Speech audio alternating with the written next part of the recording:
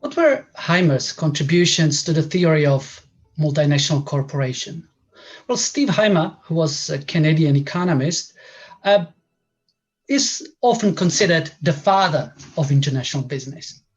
Uh, while analysts and scholars before have treated foreign direct investment as part of the theory of international capital movements and international portfolio reallocation driven by interest rates, Hymer took a different approach rooted more in the industrial organization that went beyond the mainstream economic thinking of the times. He wrote his PhD thesis in 1960, where he challenged some of the conclusions of the international portfolio theory.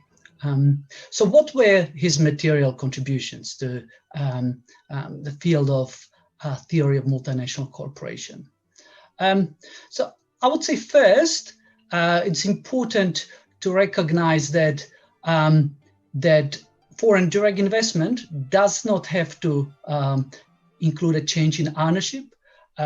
You transfer certain resources from your home country to the host country, and they can still stay in your control, which is a little different to international portfolio flows, where you can buy a small share of some other company and the ownership changes.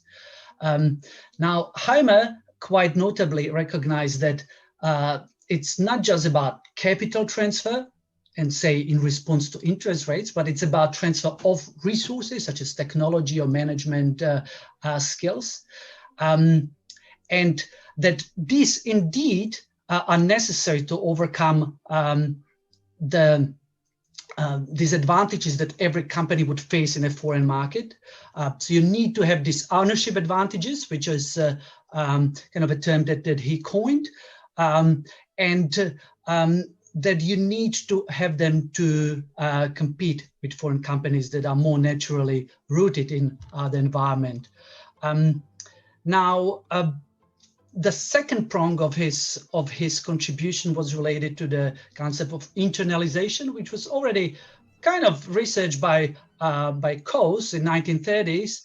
Hymer was not entirely aware of this strand of research, was not drawing on it explicitly, but developed the idea of having your resources internal, even when you make the foreign direct investment, keeping them inside of the company. So that was his second contribution. The ownership advantages part, and then the international internalization. Overall, Steve Hymer and his work were path-breaking in international business. In a way, they separated and created discipline of international business as a new field of study as opposed to international economics.